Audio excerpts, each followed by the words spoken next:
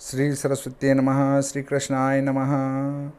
महाराष्ट्र से एक पंडित जी का मैसेज आया था कि अक्षय तृतीया क्षय क्यों नहीं होती है।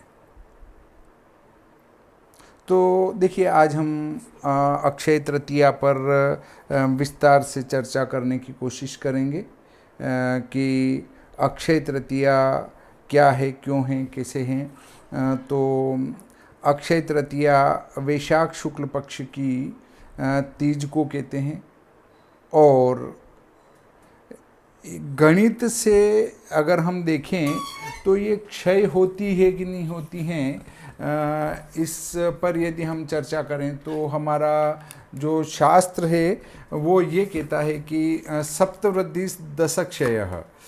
सप्तवृद्धि दशक्षय का अर्थ है 7 की वृद्धि और 10 का क्षय, अर्थात कोई भी तिथि घटना प्रारंभ होती है तो वह लगातार अधिकतम 10 घटी तक प्रतिदिन के हिसाब से घट सकती हैं।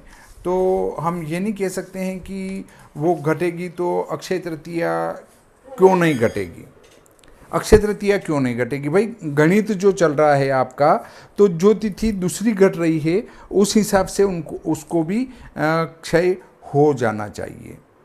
तो हम कोई भी तिथि को 10-10 घटी के क्रम से यदि कम करें तो अक्षय तृतीया भी क्षय होगी, वो भी घटेगी, क्योंकि चंद्र के ऊपर कोई प्रतिबंध नहीं है कि भाई आपको अक्षय तृतीया पर आकर तेज गति से नहीं चलना है, धीमी गति से चलना है।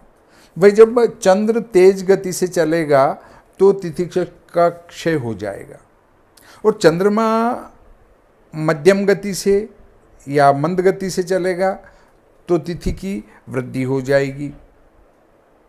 तो अक्षय तृतीया पर चंद्रमा तेज गति से क्यों नहीं चलेगा, इस बात को समझें।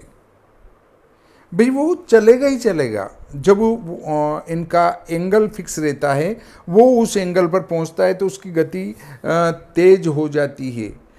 परंतु ये देखिए कि कोई भी आकाशीय पिंड न तेज चलता है न धीमा चलता है, वो अपनी एक नियत गति से जो चक्कर लगा रहा है वो लगाता ही रहता है।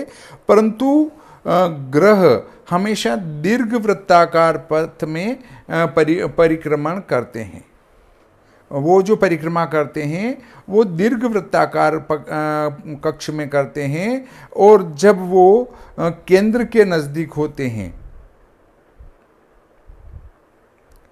तो वहाँ पर गति अलग हमें महसूस होगी, और वो उसके केंद्र बिंदु से जब दूर चले जाएंगे तो वहाँ की गति अलग हमें आभासित होगी।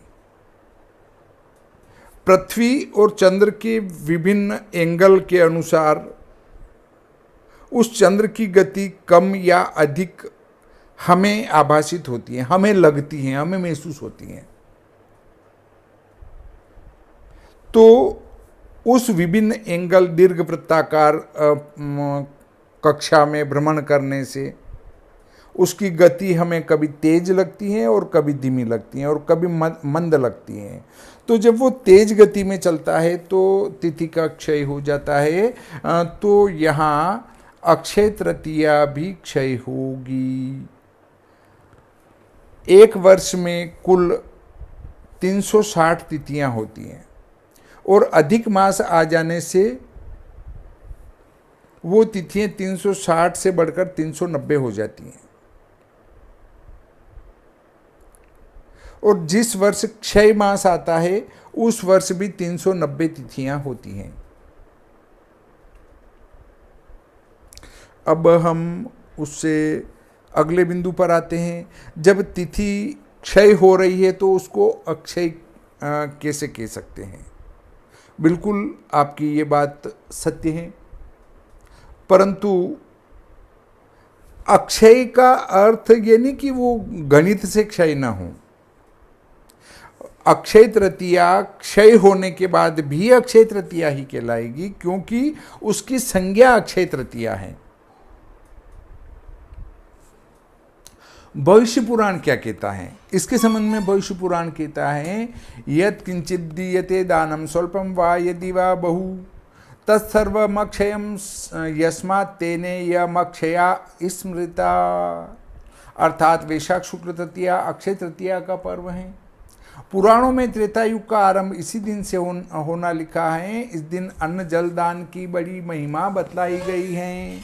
अर्थात इस दिन एक तो हमारा युगादि तिथि है, ये युगादि तिथि होने के कारण से इसका महत्व बढ़ जाता है। त्रेता युग का प्रारंभ यहाँ से हुआ था और इस तिथि में यदि आप थोड़ा सा भी दान करते हैं निस्वार्थ भाव से तो वो अक्षय हो जाता है, अर्थात वो कभी समाप्त होने वाला नहीं होता है। इसलिए इसको अक्षय तृतीया कहते हैं। अर्थात अक्षय तृतीया के दिन जो भी आप दान पुण्य करते हैं, तीर्थ यात्रा करते हैं, गंगा स्नान आदि करते हैं, तो उसका पुण्य अक्षय हो जाता है। अक्षय हो जाने से इसका नाम अक्षय तृतीया पड़ा। न कि ये गणित से क्षय नहीं होती हैं, इससे अक्षय तृतीया हुआ। गणित से तो क्षय होगी, परंतु इस दिन दान पुण्य करने से वो अक्षय हो जाता है, इसलिए इस तृतीया का नाम अक्षय तृतीया पड़ा। इस दिन हम देखें तो उत्तरायण होता है, शुक्ल पक्ष होता है, चंद्रमा वृद्धि की ओर प्राप्त होता है और गर्मी अपने चरम पर रहती है। तो व्यक्ति यहाँ व्यथित रहता है।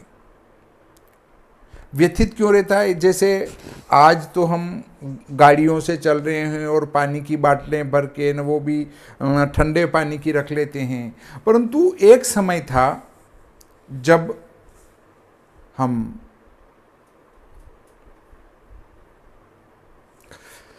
पैदल यात्रा किया करते थे, तब मार्ग में पानी नहीं मिलता था। तो ऐसी स्थिति में लोग यहाँ से प्याऊ बिठाने का काम करते थे। विदेशों में पानी बिकता है, भारत में पानी बिकता नहीं है। लोग जल का दान करते हैं, आइए बैठिए पानी पीजिए।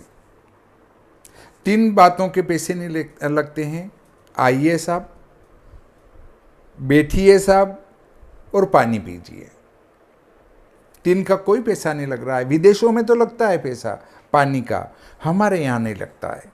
इसलिए हम यहाँ से जल दान को प्रारंभ करते हैं, ताकि कोई भी राहगीर आया तो वो पानी को लेकर बेचैन न हो, उसको हर 2, 4, 5 किलोमीटर पर पीने का पानी मिल जाए।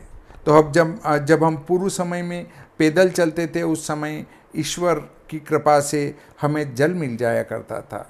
उसको ईश्वर की कृपा ही कहेंगे कि लोग प्याऊ बिठाते थे, आज भी बिठाते हैं।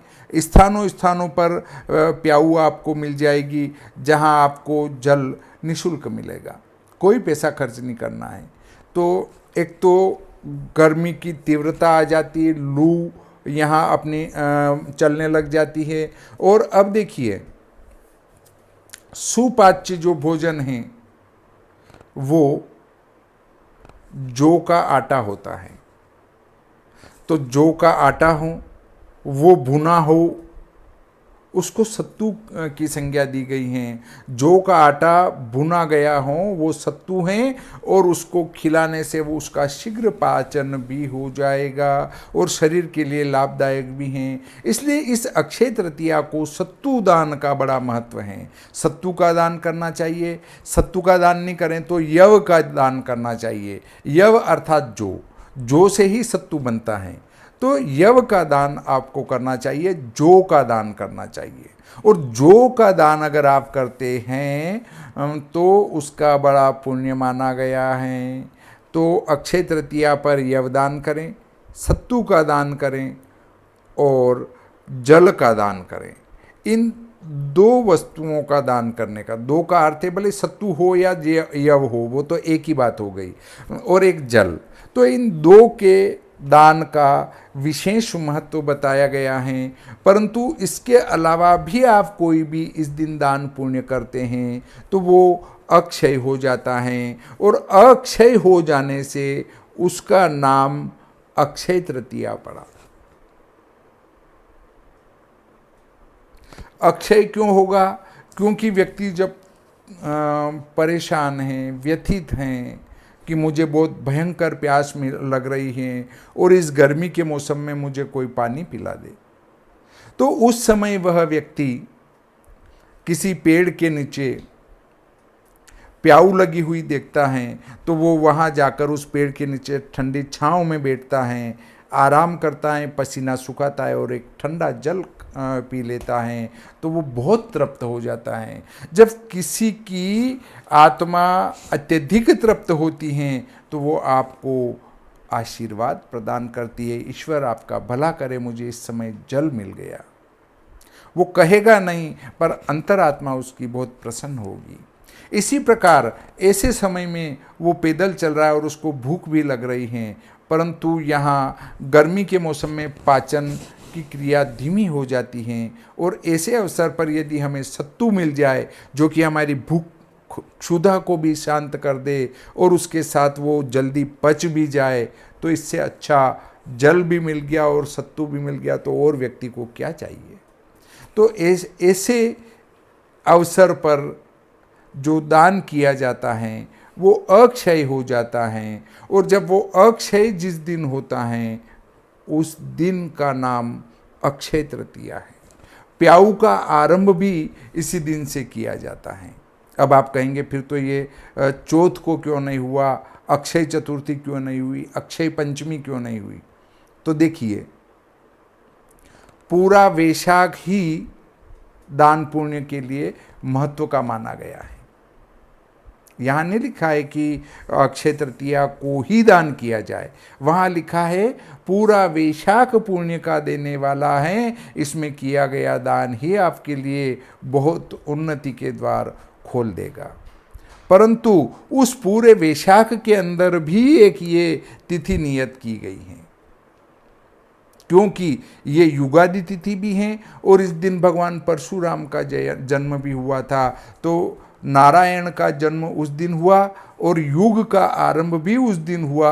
दो महत्वपूर्ण बिंदु यहाँ मिल गए और वैशाख भी मिल गया। ऐसा पुण्य पर्व वैशाख में एक साथ कहीं मिल गया हो, ऐसा देखने में नहीं आता है। इसलिए भगवान नारायण की जयंती है और युगादि तिथि है, त्रेता युग के आरंभ का भी ये दिन है, और जब त्रेता युग के आरंभ की तिथि है तो भगवान नारायण का जन्म भी त्रेता युग में हुआ था राम के रूप में। तो ये तिथि इसलिए महत्व की मानी गई है, परंतु गणित से तो इसका क्षय भी होता है, और सम्मत 2064 का पंचांग उठाकर देखिए, उसमें अक्षय तृतीया का भी क्षय हुआ है। ऐसे गणित में जब भी इसका क्षय होता है बराबर होता है। 360 तिथियों में कोई तिथि ऐसी नहीं है जिसका क्षय नहीं होता हो। और अब बिंदु आता है हमारा कि अबुझ मुहूर्त। एक विनोद जी शर्मा साहब बता रहे थे कि 3.5 मुहूर्त अबुझ हैं और उनमें कोई भी कार्य किया जाता है तो उसमें किसी प्रकार की पंचांग शुद्धि देखने की आवश्यकता नहीं है। परंतु वस्तुतः ये बात असत्य है। क्यों असत्य है? क्योंकि अक्षय तृतीया पर किसी भी शास्त्र में ये नहीं लिखा गया है कि चूंकि इस दिन ये योग होने से उसके दोष का परिहार हो जाता है, ऐसा कहीं नहीं लिखा है। अब नए पंचांगकर्ताओं ने या कुछ पंचांगकर्ता जो पुराने भी हों, उनने अपने पंचांग में लिख दिया कि अक्षय तृतीया पर कोई भी कार्य बिना पूछे किया जा सकता है, जो कि सर्वथा गलत है। या 3.5 मुहूर्त शुद्ध हैं, वो सर्वथा गलत है। मैं इस बात को नहीं मानता हूं। जैसे शास्त्रों में ये लिखा है कि मांगलिक हों परंतु मंगल स्वक्षेत्री या उच्च का हों तो उसके दोष का परिहार हो जाता है। क्यों हो जाता है? क्योंकि वो अपने घर में जाकर 4, 8, 12 भी हुआ,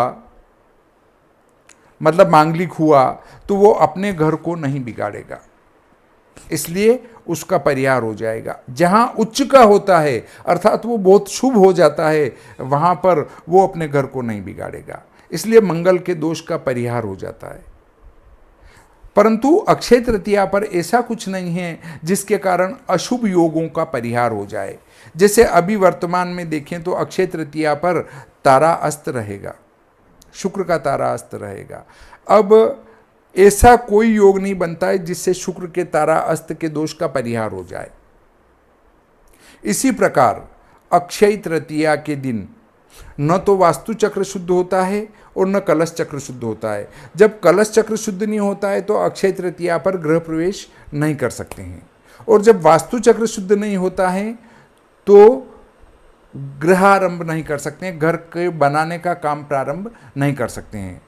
तो हजारों वर्षों के अंदर भी जो बीत गए हैं और जो आएंगे उनमें भी न तो कलश चक्र शुद्ध होगा अक्षय तृतीया पर, तो गृह प्रवेश कभी नहीं कर सकते हैं, और न वास्तु चक्र शुद्ध होगा तो न ग्रहारंभ भी कभी नहीं कर सकते हैं।